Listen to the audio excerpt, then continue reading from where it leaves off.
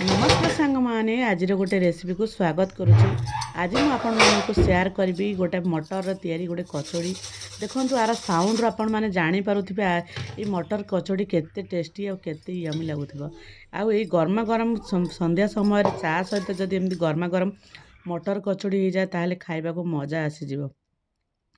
तापर देखंतु एही भली भाबरे मटर रे आपण माने विभिन्न प्रकार आइटम खाइछन्ती किंतु मटर रे तयारी केबे कचौड़ी खाइछन्ती कि आपण माने थरे मो स्टाइल रे एही भली भाबरे मटर रे तयारी कचौड़ी बनातु आ केमिति लागिला आपण मानकर अनुभूति मो सहित शेयर करंतु। एमती शीत दिन रे जदी एमती फ्रेश फ्रेश मटर मिल जाए ताले जे कोनोसी हमर आइटम सहित जे हो मटर व्यवहार नियति करबा दरकार। आपण माने वीडियोटा को शेष पर्यंत देखंतु ताहाले बुझी पारिबे आजिर रेसिपी केते टेस्टी हेची आ केते डेलीशियस लगुच। आपण मैंने से मु गोटे जोड़ा कि गोटे बाउल नहीं जाइए फ्रेश मटर जोड़ा कि ग्रीन मटर नहीं जाइए ताकू भल भाव धोई माने भल भाव सफा कर देछि। देखो ग्रीन मटर गोटे बाउल नहीं जाइए पूरा फ्रेश रही पूरा दाना दाना आमर ग्रीन मटर दाना पूरा खिला खिला रही। ये ग्रीन मटर आज आज आपण मानकू कचौड़ी बनई देखेबी। तापर गोटे ग्राइंडिंग जार रे जिबा ग्राइंडिंग जार रे देदेबा जोड़ा कि आमे आगु टिके गोटे दरदरा पेस्ट बनइबा। तापर किछि रसुण किछि कंचा लंका किछि अदा ता सहित टिके जीरा मध्य नहीं जावा ताकू भल भाबरे टिके गोटे दरदरा पेस्ट बनइबा। पूरा फाइन पेस्ट बनइबा टिके जस्ट टिके दरदरा पेस्ट बनइबा। आपण माने चाहिले मध्य एडा को मध्य सिझेई पारिबे। ते सेपट साइड कर देली वर्तमान जिबा गोटे बाउल नेगली हमर जोड़ा कि हमर खाइबा अट्टा नेगली। आपण माने चाहिले गोटे बाउल मु जोड़ा अट्टा नेची आर अधा मैदा और अधा अट्टा मध्य नहीं पारिबे। आपण माने चाहिले मध्य गोटे कप अदा माने गोटे कप मैदा नहीं पारिबे आ गोटे कप मध्य अट्टा नहीं पारि। तापरे ता सहित जुआणी ता सहित अल्प टिके तेल ता सहित अल्प टिके लुण स्वाद अनुसार लुण ताकू भल भाव हाथ में एमती मकचिबा जेमती कि सी खास्ता बनिबो। आमर जेकोसी आमर जोड़ा कि छणा आइटम हेले ताकू टिके खास्ता बनवाक दरकार। एटा तो कचौड़ी बनुची सेतिबेन टिके खास्ता निहाती दरकार। अल्प अल्प पानी दे तार गोटे टाइट डो बनइबा जेमती कि आमर रुटी नॉर्मली रुटी बनाउछथि रुटी टू टिके टाइट रहिबो। आमे जेमती कि आमर काकरा पिठा बनाउछन्ती जेकोसी आमर पूरा दिया जेकोसी आइटम बनाउछथि टिके टाइट डो रोची जोड़ा कि आमे एथिरे तेल रे छाणीबा सेतिबे किछि समय सी रहिबा दरकार। तापर एपटे ग्राइंडिंग जार देखंतु पूरा दरदरा करी ग्राइंडिंग जार आमर जोड़ा कि मटर गोटे गोटे माने रही गोटे गोटे दाना आमर मटर मध्य रही जाइए।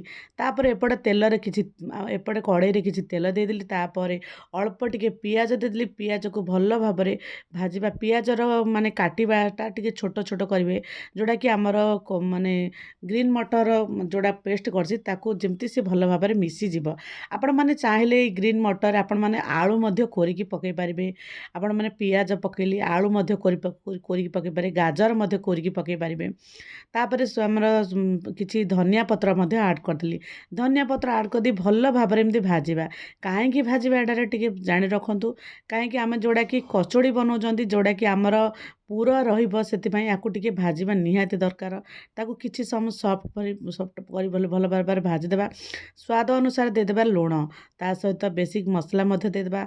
अल्प टिके हळदी गुंड अल्प टिके राग लंका गुंड ता सहित अल्प टिके आमर गरम मसला गुंड जोड़ा कि आपण माने चाहिले मध्य एई जोड़ा मु भाजुची एई भली भाबरे आपण माने चाहिले मध्य रुटी परोटा सहित मध्य खाइबा को बहुत बढ़िया लागिबो। सिंपल वे ग्रीन मटर को टिके ग्राइंडिंग कर देबे तार टेस्टटा बहुत बढ़िया आर गोटे बास्ना मध्य बहुत बढ़िया रोची। भल भाव एमती भाजिबा जेमती पियाज सहित सी भल भाव भाजी हिजबो। तार से ग्रीन मटर कलरटा टिके पूरा टिके माने टिके ब्राउन कलर होइजिबो से भली भाव बनइबा। देखंतु पूरा खिला खिला ही जाइछि बहुत बढ़िया गोटे बास्ना मध्य होची ग्रीन मटर बास्ना। मु थरे एटा ट्राए करथली बहुत बढ़िया लागितिला सेति आपण मानको शेयर करबा पई भाबिली। तापर एई हमर ग्रीन मटर को टिके बाइंडिंग करबा पई जोड़ा कि आमे पूरा देबा से टिके बाइंडिंग करबा गोटे चामच हमर बेसन दे देबा। बेसन दे ताको साइड कर दे। वर्तमान जीवा जो घोड़े रखिथिबा हमर जोड़ा कि हमर अट्टा डो पूरा सॉफ्ट बन जाइछि। देखंतु अट्टा डोटा टिके टाइट रहिछि मध्य ତାପରେ ଅଳ୍ପ ତାକୁ ଗୋଟେ ଗୋଟେ ମାନେ ଗୋଟେ ଗୋଟେ ଗୋଳା ବନେଇଦେବା, ଯେମିତି ଆମେ ଯେମିତି ପୁର ଦେବା, ପୁରରେ ଯେମିତି ସେଇ ଆମର ଗୋଳାଟା ଯେମିତି ରହିବ ସେଇଭଳି ଭାବରେ ବନେଇବା। ଦେଖନ୍ତୁ ଗୋଟେ ଗୋଟେ ଗୋଳା ଏମିତି ବନେଇଦେଲି, ଯେଉଁଟାକି ଆମର ଗୋଟେ ପ୍ଲେଟ୍କୁ କାଢ଼ିଦେଲି, ଯେଉଁଟାକି ଆମେ କରିବା, ଆମେ ଯେଉଁ ପୁର ଦେବା ସମୟରେ ଆମକୁ ସହଜ ହେବ। ବହୁତ ବଢ଼ିଆ ଲାଗିବ ସାଙ୍ଗମାନେ, ଆପଣମାନେ ଥରେ ଟ୍ରାଏ କରନ୍ତୁ, ମାତ୍ର ନିଶ୍ଚିତ ଭାବରେ ଆପଣମାନଙ୍କୁ ନିଶ୍ଚିତ ଭାବରେ ଭଲ ଲାଗିବ। ତାପରେ ଦେଖନ୍ତୁ ଯେଉଁ ଗୁଳା ମୁଁ ବନେଇଥିଲି, ଯେଉଁଟାକି ଆମର ମାନେ ଅଟାରେ ତିଆରି ଗୁଳା, ତାକୁ ଏଇ ବଲ୍ସ ଯାହା ଗୋଟେ ଗୋଟେ ଦେଇଦେବା, ଯେଉଁଟାକି ବଲ୍ ବନେଇଛି, ଯେଉଁଟାକି ଆମର ମଟରର ସେଇ ବଲ୍କୁ ଦେଇଦେଇକି ଏମିତି ପୁର ଯେମିତି ଯେମିତି ଆମେ ମଣ୍ଡା ପିଠା ଯେମିତି ପୁର ଦେଉଛନ୍ତି ସେଇଭଳି ଭାବରେ ଦେବା। ଆପଣମାନେ ଚାହିଁଲେ ମଧ୍ୟ ଏଇ ଯେଉଁ ମୁଁ ଏଇ କଚୋଡ଼ି ବନାଉଛି, ଆପଣମାନେ ଚାହିଁଲେ ମଧ୍ୟ ଏଇଟାକୁ ଟିକେ ବେଲି ଦେଇକି ପରଟା ମଧ୍ୟ ବନେଇ ପାରିବେ। ଅତି ସହଜରେ ମଧ୍ୟ ପରଟା ମଧ୍ୟ ବନେଇ ହେଇଯିବ।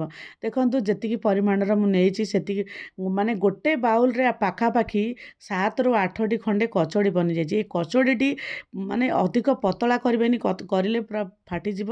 ସେଥିପାଇଁ ଟିକେ ଜଷ୍ଟ ଦାବି ଦେବେ, ଯେଉଁଟାକି ଆମେ ଟିକେ ଦେଖ ମୁଁ ଯେମିତି ଦାବୁଛି ସେମିତି ଭାବରେ ଦାବି ଦେବେ। ଦେଖନ୍ତୁ ରେଡ଼ି ହେଇଗଲା ଆମର, ମାନେ ଯେତିକି ପରିମାଣର ଆମର କଚୋଡ଼ି, ସେଥିପାଇଁ ପୁରା ଭଲ ଭାବରେ ରେଡ଼ି ହେଇଗଲା। ଏପଟେ ଗରମ ତେଲକୁ ଲୋ ଟୁ ମିଡ଼ିୟମ୍ ଜାଳରେ ଦେଇଦେଇଛି। ତାପରେ ଗୋଟି ଗୋଟି କରି ଛାଣିବା, ଯେତିକି ପରିମାଣର ଆମର କଚୋଡ଼ି ରହିବ ସେତିକି ପରିମାଣର ହିଁ ଦେବା। ଦେଖନ୍ତୁ ଭଲ ଭାବରେ ଦେଇ ଲୋ ଟୁ ମିଡ଼ିୟମ୍ ଜାଳରେ ଭଲ ଭାବରେ ଏମିତି ଭାଜିବା, ଯେମିତି ସେ ଗୋଟେ ସାଇଡ଼୍ର ଟିକେ ମାନେ ହଳଦିଆ ହେଇ ହେଇ ଆସିଲେ, ଟିକେ ରେଡ୍ ହେଇଗଲା ପରେ ଆଉ ଗୋଟେ ସାଇଡ଼୍ ଏମିତି ଲଉଟେଇ ଦେବା। ଆମେ ଯେମିତି ନର୍ମାଲି ବନାଉଛନ୍ତି ସେମିତି ହିଁ ବନେଇବା, ଏଥିରେ କୌଣସି ଜିନିଷ ନୂଆ କିଛି ନାହିଁ। ଦେଖନ୍ତୁ ବହୁତ ବଢ଼ିଆ, ମାନେ ଏତେ ବହୁତ ବଢ଼ିଆ ଲାଗିବ, ଆପଣମାନେ ଭାବି ପାରିବେ ନାହିଁ। ଦେଖନ୍ତୁ ଲୋ ଟୁ ମିଡ଼ିୟମ୍ ଜାଳରେ ଧୀରେ ଧୀରେ ଧୀରେ ଧୀରେ ତାକୁ ଟିକେ ମାନେ ଟେଷ୍ଟି ଲାଗିବା ପାଇଁ, ଟିକେ କୁରକୁରା ହେବା ପାଇଁ କିଛି ସମୟ ଏମିତି ରହିବାକୁ ଦେବା। ଦେଖନ୍ତୁ କେତେ ସୁନ୍ଦର ହେଇଛି, ଲାଗୁଛି ନା ଏଇଟା ଗୋଟେ କାକରା ପିଠା, କିନ୍ତୁ ଏଇଟା ବିଲକୁଲ ବି କାକରା ପିଠା ନାହିଁ। ମଟରରେ ତିଆରି କାକରା ପିଠା ମଧ୍ୟ ଆପଣମାନେ କହିପାରିବେ। ଦେଖନ୍ତୁ ରେଡ଼ି ହେଇଗଲା, ମୋର 4ଟି ଲେଖାଏଁ ଦେଇଦେଲି, ଆଉ ବାକି ରହିଯାଇଛି, ଆଉ 4ଟି ଲେଖାଏଁ ମଧ୍ୟ ବାକି ଦେଇଦେବା। ଗୋଟି ଗୋଟି କରି ଏମିତି ପୁରା ସବୁ ତକ ମାନେ ଛାଣିଦେବା, ଆରାମସେ ଛାଣିଦେବା। ଆଉ ଆପଣମାନେ ନିଶ୍ଚିତ ଭାବରେ ଟ୍ରାଏ କରିବେ। ଗରମା ଗରମ ରେଡ଼ି ହେଇଗଲା ମୋର ମଟର ତିଆରି କଚୋଡ଼ି। କେତେ ଡେଲିସିୟସ୍ ଲାଗୁଛି ସାଙ୍ଗମାନେ, କେତେ ୟମି ଲାଗୁଛି। ଆପଣମାନେ ଗରମା ଗରମ ମାନେ ରୁଟି, ମାନେ ସନ୍ଧ୍ୟା ସମୟରେ ହେଉ ବା ମାନେ ସକାଳ ସମୟରେ ହେଉ, ଯଦି ଗରମା ଗରମ ଚା ସହିତ, କଫି ସହିତ, ସକାଳର ଟିଫିନ୍ ସହିତ ମଧ୍ୟ ବହୁତ ବଢ଼ିଆ ଲାଗିବ। ଆପଣମାନେ ଥରେ ଟ୍ରାଏ କରନ୍ତୁ, ନିଶ୍ଚିତ ଭାବରେ ବହୁତ ବଢ଼ିଆ ଲାଗିବ। ଭିତରେ ଦେଖନ୍ତୁ ପିଲାମାନେ ସାଧାରଣତଃ ପନିପରିବା ଖାଇବାକୁ ପସନ୍ଦ କରୁନାହାନ୍ତି, କିନ୍ତୁ ଆପଣମାନେ ଏଇଭଳି ଭାବରେ କଚୋଡ଼ି, ପୁରୀ, ପରଟା କରି ଦିଅନ୍ତୁ, ଆଉ ବହୁତ ବଢ଼ିଆ ଲାଗିବ ପିଲାମାନଙ୍କୁ। ରହୁଛି ସାଙ୍ଗମାନେ, ଜୟ ଜଗନ୍ନାଥ।